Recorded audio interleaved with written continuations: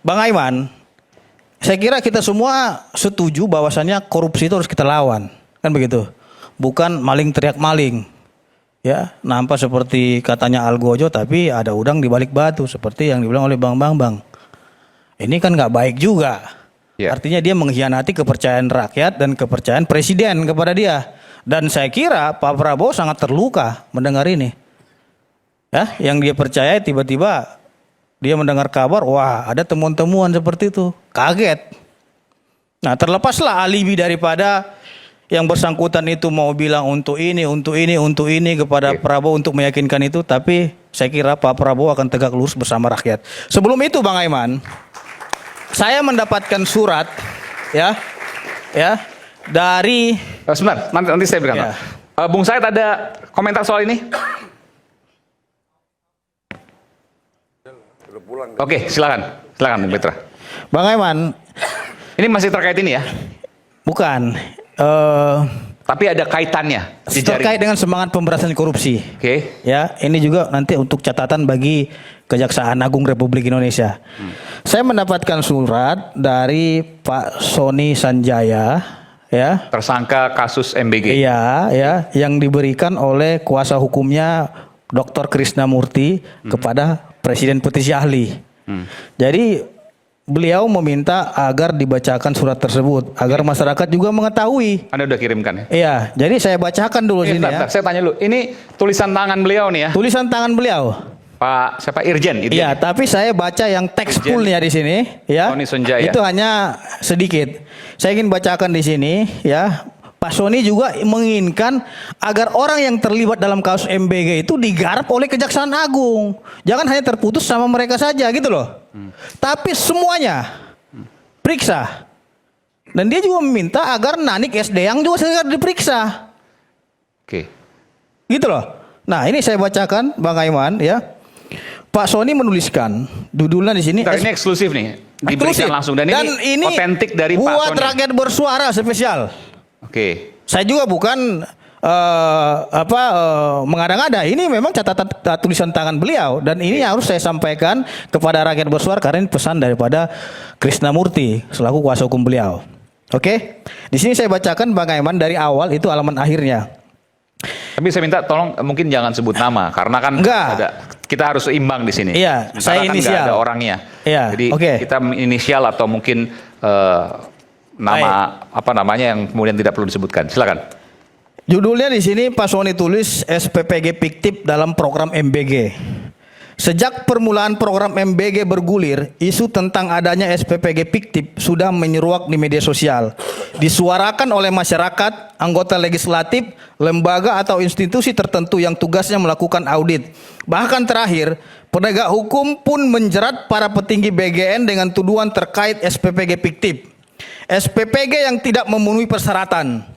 Sangat dipahami apabila pendapat-pendapat berkaitan dengan adanya SPPG fiktif dalam program ini muncul, mengingat program MBG merupakan program banper, yaitu bantuan pemerintah, sama dengan program bantuan sosial lainnya yang telah menyisikan banyak persoalan dengan penerima bantuan sosial fiktif. Sebagaimana telah banyak diketahui masyarakat dari banyaknya kasus hukum terkait hal tersebut. Namun perlu kita telusuri dengan seksama apakah modus fiktif dalam bansos dapat disamakan dengan SPPG fiktif? Tanda tanya. Apabila pemahaman SPPG fiktif adalah adanya gedung-gedung dapur fiktif sebagaimana disampaikan oleh pejabat Bupati Cilacap dalam pemberitaan pada majalah Tempo edisi Juli 2026 di mana seorang pejabat bupati mengatakan ada lebih dari 100 SPPG fiktif. Berdiri bahkan sudah lebih 100 hari namun tidak kunjung operasional. Pejabat bupati seharusnya dapat memberikan info lebih cermat apakah dapur-dapur tersebut meskipun belum operasional namun sudah menyerap anggaran atau belum. Apabila belum operasional, belum dilengkapi personel dan peralatan, belum ada data penerima manfaat namun sudah menerima dana operasional. Itulah yang disebut dapur _SPPG fiktif. Artinya ada bangunan, tidak ada kegiatan, namun sudah menyerap anggaran bantuan pemerintah Rp 6 juta per hari untuk insentif yayasan ... Itulah fiktif. Apabila ada bangunan sudah berdiri namun belum operasional, perlu diteliti lebih mendalam sebagai berikut. Nah, ini kata Pak Sony. 1. Apakah sudah ada ID SPPG pada dapur tersebut?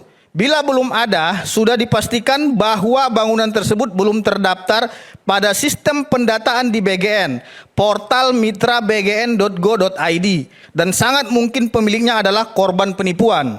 2. Apabila bangunan tersebut telah memiliki ID SPPG sejumlah 8 digit disertai QR Code, perlu dilihat di dalam sistem apakah progres pelaporan pembangunan dapur sudah berstatus verifikasi pengajuan, proses persiapan, verifikasi persiapan, survei lapangan, penetapan kelayakan, dan lain-lain.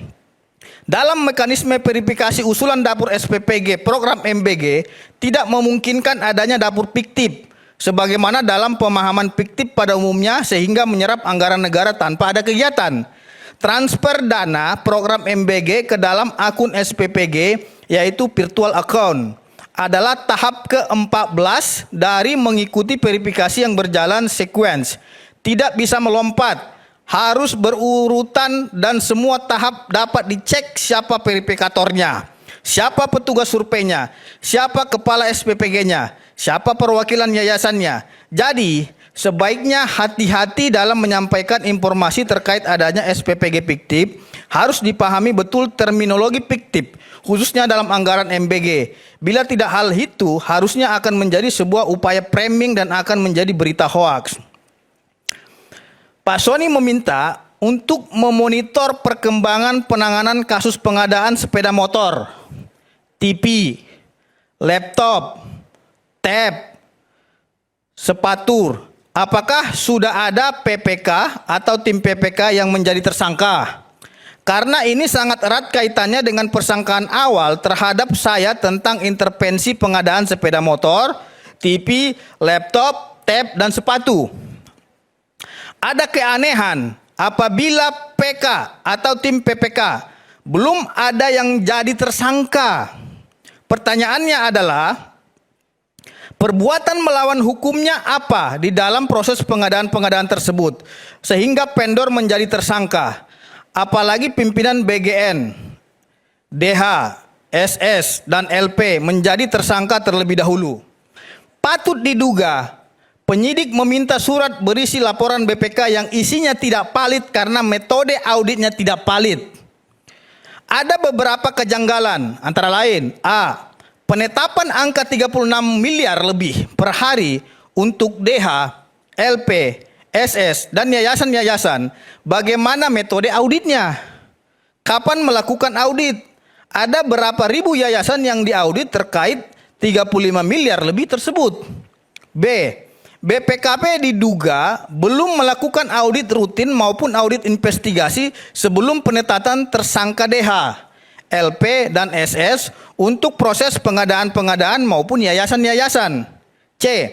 Penetapan pasal 603 dan 604 harus ada kerugian negara. Bagaimana BPK melakukan audit investigasi sebelum penetapan tersangka? Oke. Saya sudah memberikan keterangan, bahkan memberikan informasi tentang dugaan korupsi CCTV dan Pauline Payne Record. Tapi kok belum ada pemeriksaan tentang pengadaan-pengadaannya?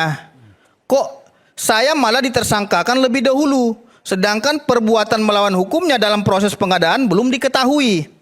Saya diduga menjual titik. Bagaimana bisa? Saya ada di kantor terus. Saya hanya menerima titipan-titipan pengajuan dari orang-orang yang mengajukan ke saya. Sebelum ditanyakan kepada orang-orang yang menitip usulan-usulan tersebut kepada saya, apakah mereka memperjualbelikan titik-titik yang diusulkan? Apakah uang hasil penjualan titik-titiknya diberikan ke saya?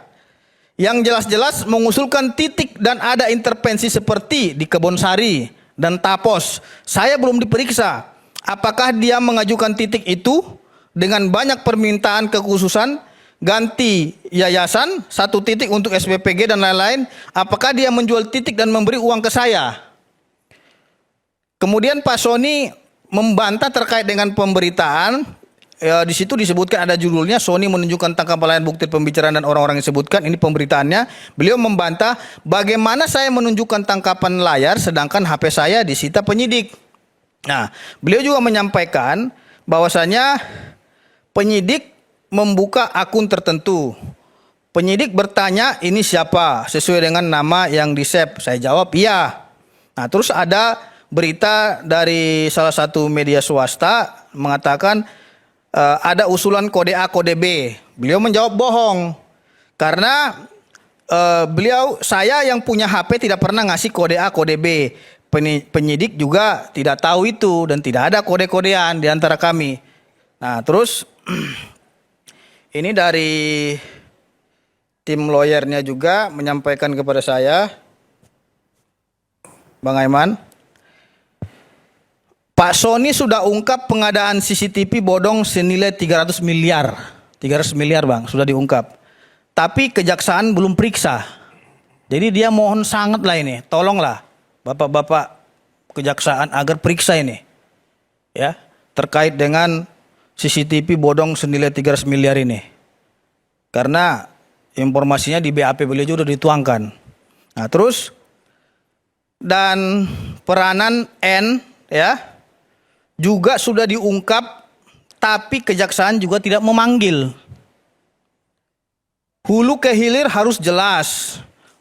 Panggil semua dan apalagi kemarin Febri bilang bertambah jadi 47 nama. Ya sudah panggil semua. Kenapa nggak dipanggil-panggil yang 47 nama yang disebut tadi? Nah, terus ini terakhir, bahwa selama ini kemana saja mereka. Saya dapat info bahwa mereka belum pernah menegur kesalahannya BGN yang menjadi kerugian negara. Tapi tiba-tiba sudah langsung ditentukan kerugian negara. Jadi seolah-olah BPKB menjebak saya. Harusnya kalau BPKP mengetahui adanya potensi kerugian negara, ditegur BGN dan dikasih tahu atau peringatan dulu dari BPKB ataupun audit. Itu Bang. Jadi ya, saya tidak akan bahwa menanggapi ini. Ada pertanyaan-pertanyaan bahwa jangan berhenti hanya di Sony Sonjaya saja. Karena sudah ada juga 41 nama yang disampaikan beliau, tapi nggak dipanggil sampai sekarang. Ini juga yang kemudian dikhawatirkan terjadi pada saat penyidikan terhadap Febri Adriansyah. Yes, jadi agar semuanya rata gitu loh.